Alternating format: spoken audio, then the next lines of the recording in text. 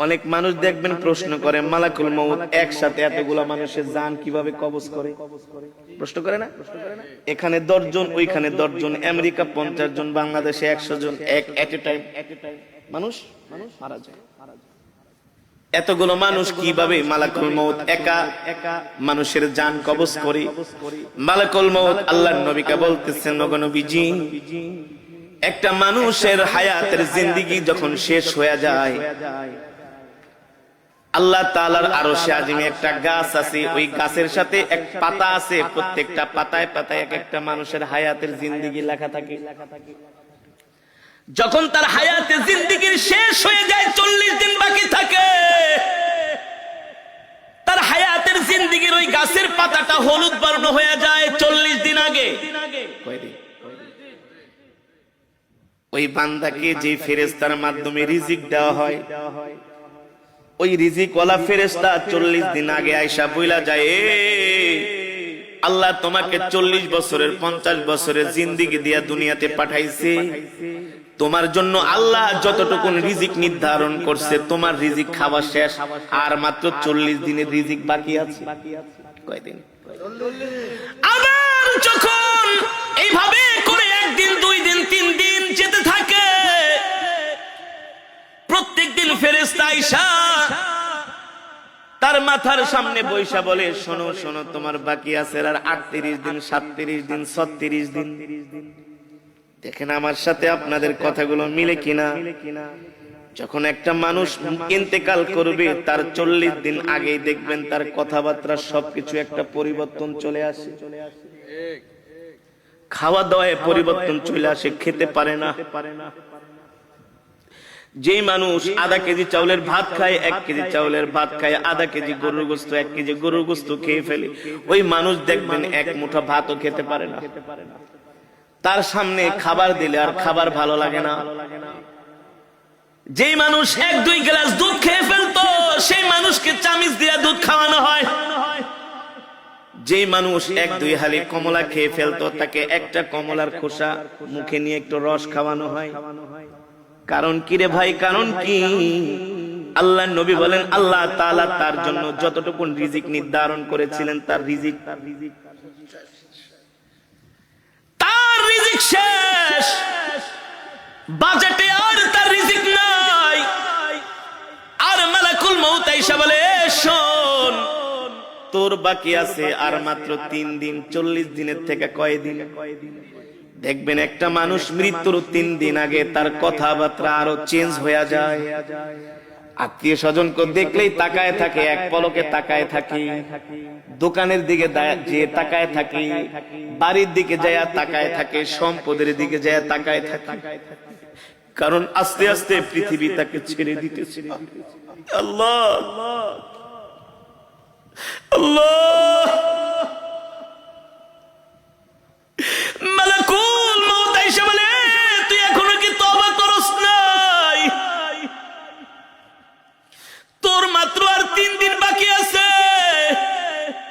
এই 3 দিনের বেশি আর দুনিয়াতে থাকতে পারবি না। তুই তোর গুনার জন্য আল্লাহর কাছে ক্ষমা চা। তখনই দেখবেন ওই মৃত ব্যক্তি যে ইন্তেকাল করবে, 3 দিন আগে তার সন্তানদেরকে ডাকে, কথার মধ্যে একটা পরিবর্তন, আবেগী কথাবার্তা বলে, বাবা রে, আমি যদি চলে যাই, তোর মাকে দেখা রাখিস, তোর ছোট বোনটারে দেখা রাখিস। আমি যদি মারা যাই, আমার ছোট ছেলেটারে তোরা কষ্ট দিস না। বলে কি বলে না? আস্তে আস্তে করে একটা পরিবর্তন চলে আসে, তার একেবারে খাওয়া দাওয়া বন্ধ হয়ে যায়। শরীরের নার্ভ গুলো, শরীরের পার্টস গুলো আর আগের মতো কাজ করে না। কারণ সে মৃত্যুর জন্য তৈয়ার হচ্ছে। যখন তার হায়াতের জিন্দেগির পাতাটা একেবারে হলুদ বর্ণ হয়ে যায়, আর মালাকুল মউত আয়েশা তার সামনে হাজির হয়ে যায়। যদি নেককার হয়, স্ত্রীকে বলে, আমাকে কালেমা শরীফের তালকিন দাও। যে নেককার হবে, মুমিন হবে, আল্লাহর নবী বলেন নেককার মুমিন মৃত্যুর আগে সে জানতে পারে। এই কারণে সন্তানদেরকে বলে ওই জায়গায় আমাকে কবর দিবা, ওই জায়গাটার মধ্যে আমার জন্য কবর খুঁজা রাখবা। আর শোনো শোনো, আমার মৃত্যুর পরে বেশি দেরি করবা না, তাড়াতাড়ি আমাকে কবরে ঢুকাই দিবা। আমার মৃত্যুর পরে আমার জন্য কান্না করবা না, কান্না করবা না। যদি আমি সন্ধ্যায় মারা যাই, এশারের আগে আমাকে কবর দিয়া দিবা। এভাবে নসিহত করে, নসিহত ওসিয়ত করে। কারণ কি? কারণ কি? আল্লাহ নবী সরকারে দো আলম বলেন, নেককার ব্যক্তির মৃত্যুর আগে সে সব জানতে পারে, সব দেখতে পায়। এ কারণে একজন জান্নাতি মানুষ সব সময় মৃত্যুর জন্য তৈয়ার থাকে, প্রস্তুত থাকে। ঠিক কিনা বলেন? কেমন তৈয়ার, কেমন প্রস্তুত? তার নখগুলো কাইটা রাখে, তার চুলগুলো কাইটা রাখে, তার লোমগুলো কাইটা রাখে, ওযু অবস্থায় থাকে। যে কোনো সময় মালাকুল মউত তাকে পাকড়াও করতে পারে। ঠিক কিনা বলেন? আল্লাহর নবী সরকার দো আলমের ইন্তেকালের আগে আল্লাহর নবী আম্মা জান আয়েশাকে বলে, আয়েশা রে আমার মিসওয়াকটা দাও। আম্মা জান আয়েশা বলে, আমি আল্লাহর নবীর হাতে মিসওয়াক দিলাম। আল্লাহর নবী সুন্দর করে মিসওয়াক করতেছেন। মিসওয়াক করার পরে উত্তম রূপে আল্লাহর নবী ওযু করলেন। আমি জিজ্ঞেস করলাম, ও প্রাণের স্বামী আল্লাহর নবী, আপনি এত সুন্দর করে মিসওয়াক করতেছেন, ওযু করতেছেন, কারণ কি? আল্লাহর নবী বলে, এ আয়েশা, একটু পরে আমার জান কবজ করার জন্য মালাকুল মউত আমার বাড়িতে হাজির হবে।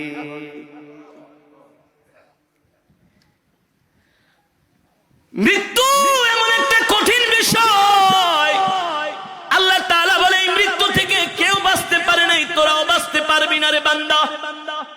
এবার আল্লাহর নবী জিজ্ঞেস করে, মালাকুল মউত, আপনি এতগুলো মানুষের জান কিভাবে কবজ করেন?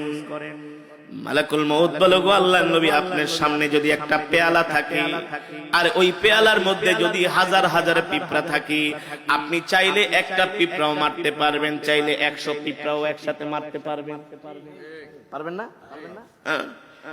মালাকুল মউত বলে, সবার চেহারা আমার সামনে উপস্থিত থাকে।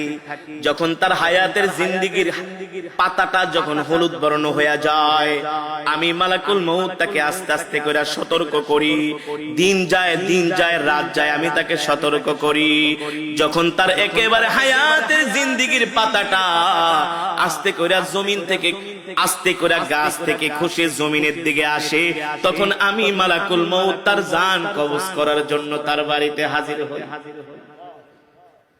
হইতে পারে সেটা দুপুর বেলা, হতে পারে সেটা রাত 3টা 5 মিনিট। ঠিক কিনা বলেন? অনেক মানুষ দুপুরে মারা যায় না? দুপুর 2টা বাজে মারা যায়। আমরা মনে মনে বলি, আহ, লোকটা দুপুরের খাওয়ানো খাইতে পারলো না। আরে আল্লাহ চাইলে তো তাকে দুপুরের খাবারটা খাওয়াই মরণ দিতে পারতেন। ঠিক কিনা বলেন? আল্লাহ বলেন, না না না, ইদা জা আজালুহুম লা ইস্তাখিরুনা সাআতাও ওয়া লা ইস্তাকদিমুন। আমি আল্লাহ প্রত্যেকটা মানুষের হায়াতের জিন্দেগীর একটা সময় নির্ধারণ করছি। এ বান্দা, তোমার মৃত্যু 1 মিনিট আগেও হবে না, তোমার মৃত্যু 1 মিনিট পরেও হবে না।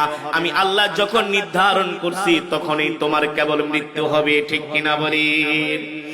এবার সাহাবীরা মৃত্যুর যন্ত্রণার কথা শুনে তারা কান্না করা শুরু করে দিলেন। আল্লাহর নবী বলে, সাহাবীরা তোমরা কান্না করো না, তোমাদের জন্য সুসংবাদ হলো, যারা মুমিন হবে, যারা জান্নাতি হবে, তাদের জান কবজ করার জন্য আল্লাহ তাআলা জান্নাত থেকে একটা সাদা রুমাল পাঠাবে। জোরে বলেন সুবহানাল্লাহ। আল্লাহ তাআলা জান্নাত থেকে একটা খুশবু দিয়া দিবে মালাকুল মউত কি, এ মালাকুল মউত যা এই সাদা রুমাল আর খুশবুটা নিয়ে আমার বান্দার সামনে হাজির হ। তাফসীরের মধ্যে এসেছে, মালাকুল মউত জান্নাতের মধ্যে রাইয়ান নামক একটা সুগন্ধি আছে। নাম কি? এই সুগন্ধি আর একটা সাদা রুমাল নিয়া, যিনি নেককার বান্দা, আল্লাহওয়ালা বান্দা, যিনি কোনোদিন গুনাহ করে নাই, আল্লাহ তাআলার সাথে নাফরমানি করে নাই, মানুষের হক মেরে খায় নাই, মানুষকে কষ্ট দেয় নাই, আল্লাহ তাআলার হুকুম মেনেছে, আল্লাহ তাআলার বিধান মেনেছে, মালাকুল মউত সাদা একটা রুমাল নিয়া জান্নাতের খুশবুর একটা বিশাল একটা খুশবু নিয়া ওই মালাকুল মউত আইসা মৃত্যু ব্যক্তির সামনে হাজির হবে আর বলবে, ইয়া আইয়াতুহান নাফসুল মুতমাইন্না ইরজিই ইলা রাব্বিকি রাদিয়াতাম মারদিয়া ফাদখুলি ফি ইবাদি ওয়াদখুলি জান্নাতি। আল্লাহ ডাক দিয়া বলে, এ প্রশান্ত আত্মা, এ নেককার আত্মা, এ জান্নাতি আত্মা, তুই বের হয়ে আয়, বের হয়ে আয়।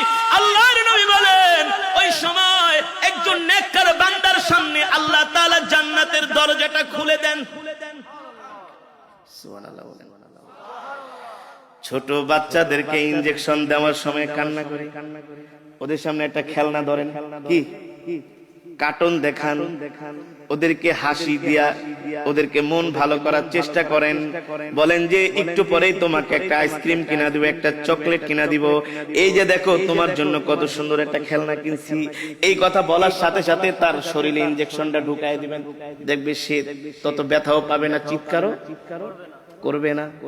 যারা নেককার বান্দা হবে, আল্লাহ তাআলা সাদা রুমালের মধ্যে মালাকুল মউতকে বলবে, জান্নাতের খুশবু লাগায় দাও, আর খুশবু লাগায় দিয়ে আমার বান্দার নাকের সামনে রুমালটা ধরো আর জান্নাতের দরজাটা খুলে দাও। এবার নেককার বান্দা দেখবে আল্লাহ তাআলা তার জন্য এত সুন্দর জান্নাত বানাইছি, যেই জান্নাতের মধ্যে হুর গেলমান তার জন্য অপেক্ষা করতেছে। 10 দুনিয়ার সমান একটা জান্নাত, জান্নাতের বাগ বাগিচা, কার্পেট, গাছপালা, জান্নাতের নিয়ামত, আসবাবপত্রগুলো দেখে হাসতে থাকবে। সুবহানাল্লাহ। কারণ রূহ যাইতে দেরি, জান্নাতে যাইতে দেরি নাই। তো এই মৃত্যুর সময় কেউ কি কান্না করে নাকি? কেউ কি হতাশ হয় নাকি?